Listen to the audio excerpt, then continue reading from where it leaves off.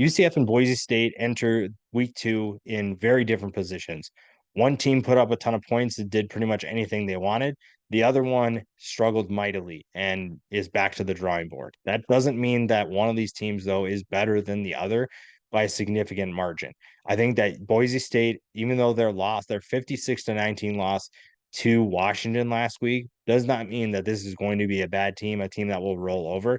They are ready to play a team like UCF, which when they played last, they had a bitter taste in their mouth. I think that they were hoping that things could have gone differently, and now they're looking to bounce back. And when you lose the way you did to Washington, yes, it's kind of embarrassing to be on national TV and get absolutely trounced like that.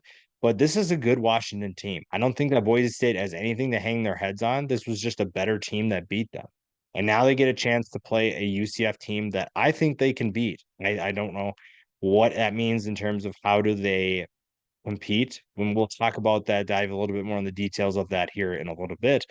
But this is not a game that they are expected to lose. I think, if anything, most people in the Boise State program feel that they can win this game.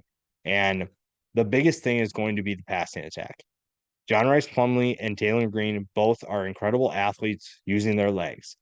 How do they take a step forward as passers? Because we've seen some good things from both of them as passers, but we've also seen wildly inconsistent play in terms of throwing the ball downfield.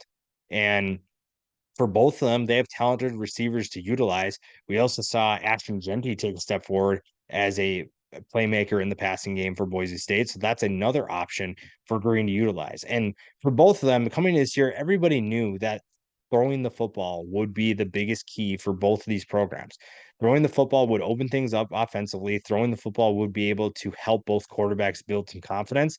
And last week we saw a little bit from Plumlee, but we did not see what we needed to see from Taylor Green. And if he is able to take a step forward, then Boise State is in good hands, and this offense can reach new heights. You weren't going to do that against Washington. They obviously saw that things did not get going how they wanted, and then it just never really got off the ground.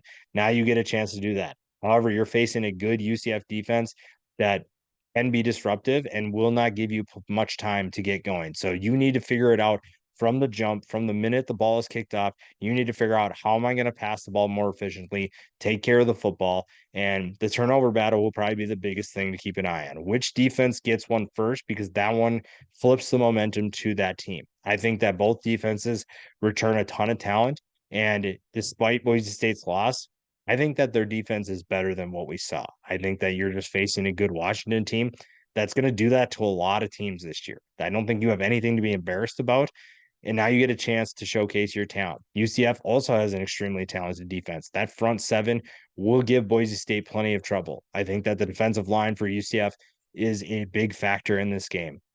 And how do you find ways to counter that? How do you find ways to counter an aggressive pass rush, a talented pass rush, and finding ways to get certain playmakers the ball will be the biggest thing.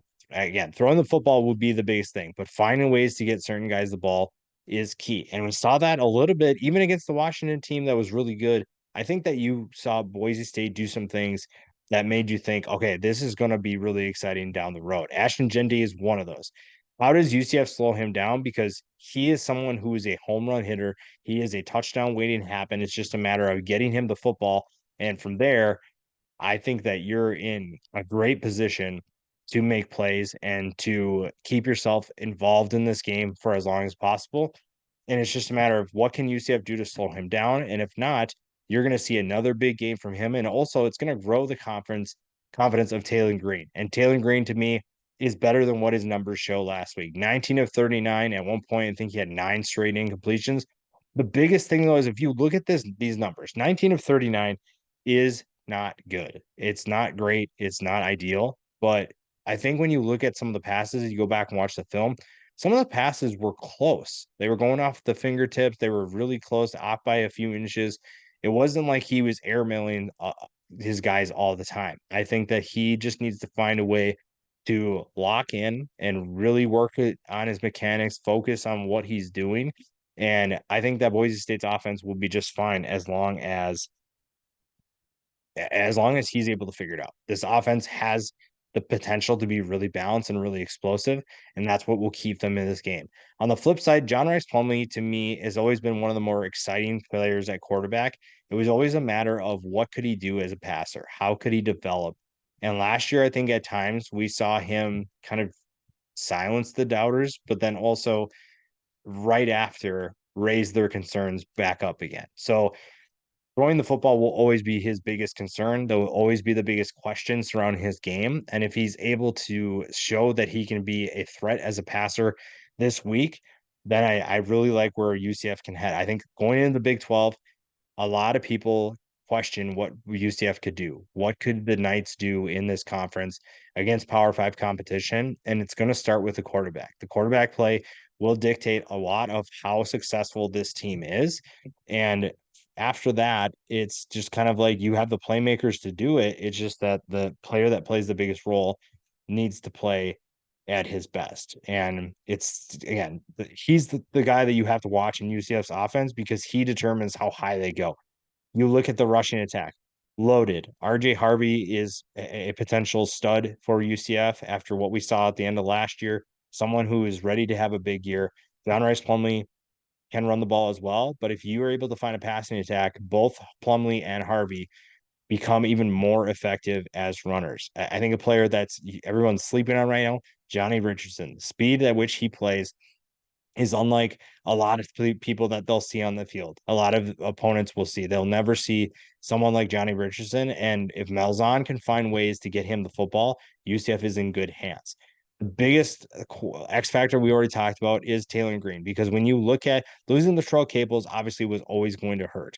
But when you have the amount of talent that you return on this team, then I think Taylor Green has what he needs to be successful. It's not that he's lacking playmakers.